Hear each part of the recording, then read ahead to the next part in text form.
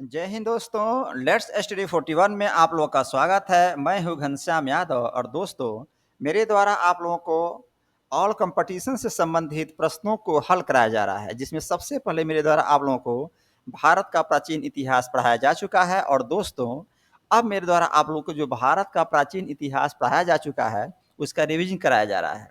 तो दोस्तों कल हमने आप लोगों को बताया था महाजनपदों के बारे में कि कितने महाजनपद हुआ करते थे, उनकी राजधानी कहाँ थी और वो महाजनपद कहाँ पर पड़ते हैं। और आज हम लोग पढ़ेंगे मगध राज का उत्कर्ष। ध्यान देंगे दोस्तों, जो मगध महाजनपद हुआ करते थे उसी में से एक मगध राज था, जो कि सबसे बड़ा यही जनपद हुआ करता था। और पूरी जानकारी हम लोग मगध राज के उत्कर्ष के बारे में पढ़ेंगे, जो कि महाजनपद का एक ये भी जनपद हुआ करता था।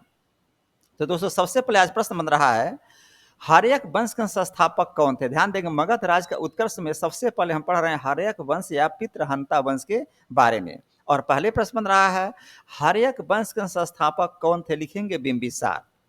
हर्यक वंश के संस्थापक कौन थे, लिखेंगे बिंबिसार। और दोस्तों यहाँ बिंबिसार का पिक लगा हुआ है। अगला प्रश्न है, बिंबिसार के पुत्र का क्या नाम था, लिखेंगे अजात शत्रु या कुशिक।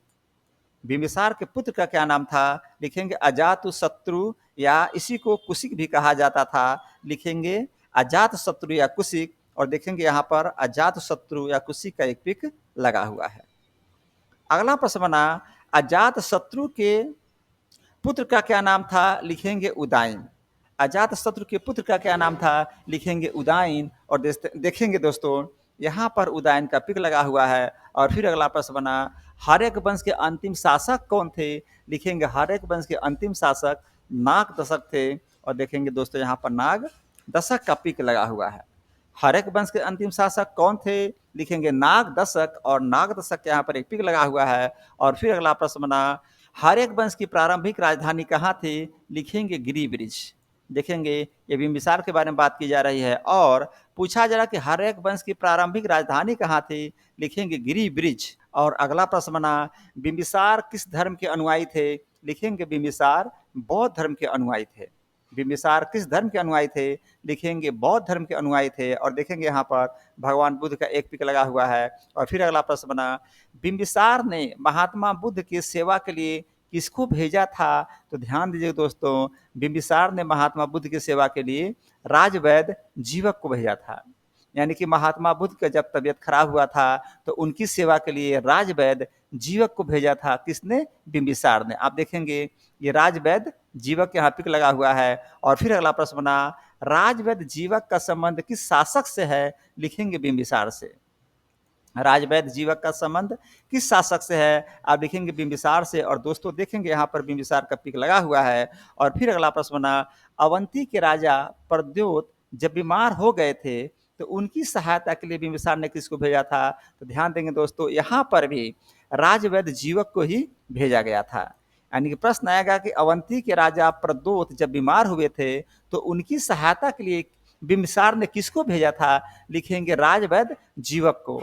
और ऊपर हमने बताया कि जब भगवान बुद्ध की आवश्यकता पड़ी थी तो वहां पर भी बिंबिसार ने किसको भेजा था, राजवैद्य जीवक को ही भेजा था। और देखेंगे यहाँ पर भी बिंबिसार का मेरे द्वारा पिक लगाया गया है। और फिर अगला प्रश्न बना, कौशल नरेश प्रसेनजीत की बहन महाकौशला से शादी किसने किया था।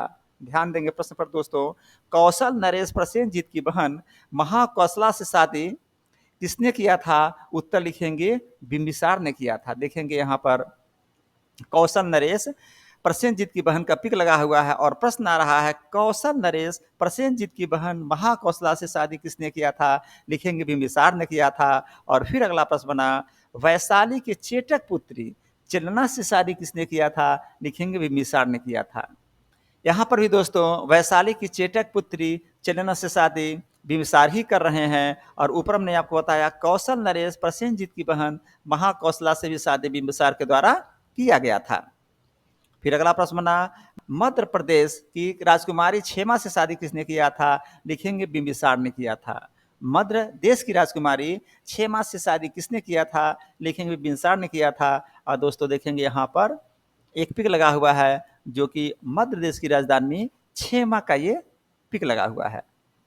अगला प्रश्न बना, बिंबिसार की हत्या किसके द्वारा किया गया था? लिखेंगे अजात शत्रु के द्वारा किया गया था। और देखेंगे दोस्तों यहाँ पर एक टिक लगा हुआ है। और अगला प्रश्न बना, अंग को वैशाली में किसने मिलाया था? उत्तर लिखेंगे बिंबिसार ने मिलाया था। अंग को वैशाली में किसने बनाया था? लिखेंगे बिंबिसार ने मिलाया था।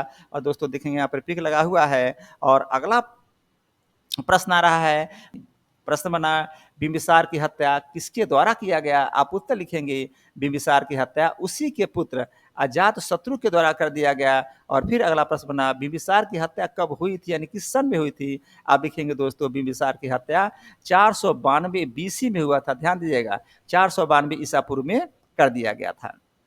फिर अगला प्रश्न बना, अजात शत्रु किस धर्म का अनुयायी था? लिखेंगे अजात शत्रु प्रारंभ में जैन धर्म और बाद में बौद्ध धर्म का अनुयायी बन गया। इसमें देखेंगे दोस्तों, ये जैन धर्म का पिक लगा हुआ है और ये बौद्ध धर्म का पिक लगा हुआ है। तो प्रश्न आ रहा है, अजात शत्रु किस धर्म का अनुयायी था? आप उत्तर लिखेंगे प्रारंभ में वह जैन धर्म का अनुयायी था, लेकिन बाद में वह बौद्ध धर्म का अनुयायी बन गया था। और फिर अगला प्रश्न बना, किसकी सहायता से वैशाली पर विजय प्राप्त किया था? लिखेंगे अपनी मंत्री वर्षकार की सहायता से।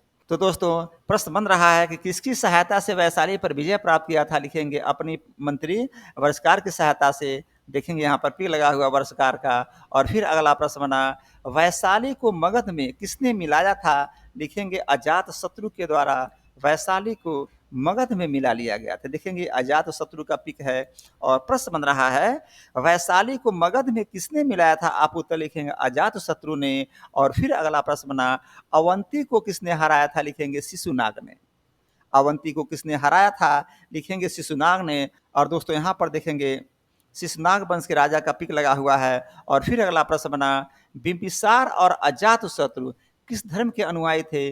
लिखेंगे दोनों बौद्ध धर्म के अनुयायी थे।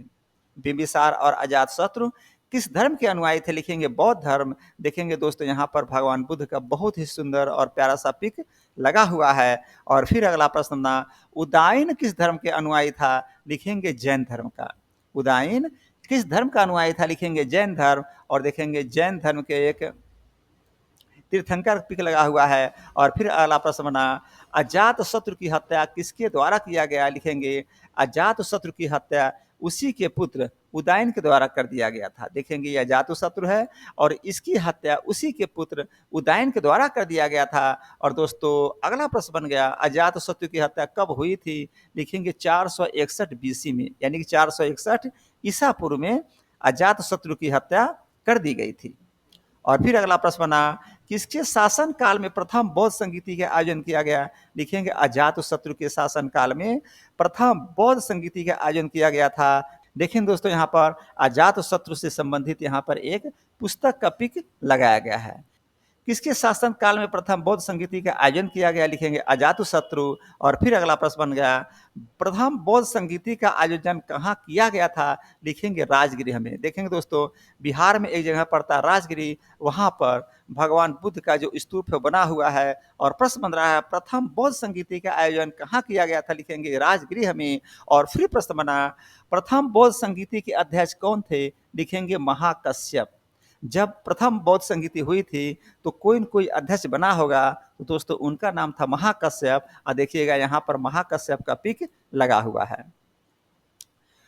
तो दोस्तों आज का चैप्टर यहीं पर समाप्त होता है। रिवीजिंग का ध्यान देंगे, मगध राज्य का उत्कर्ष हमारे द्वारा रिवीजिंग कराया जा रहा है। और हमने पढ़ा आज हर्यक वंश या पितृहंता वंश के बारे में। और फिर कहूँगा दोस्तों कि ये जो रिवीजिंग का क्लास चल रहा है, आप जाएंगे डिस्क्रिप्शन बॉक्स में, वहाँ पर लिंक मिलेगा, लिंक पर क्लिक करेंगे, मगध राज्य का उत्कर्ष यानी हर्यक वंश या पितृहंता वंश के बारे में पूरी जानकारी डिटेल्स में वहाँ पर मिल जाएगी, आप लोग पढ़ लेंगे।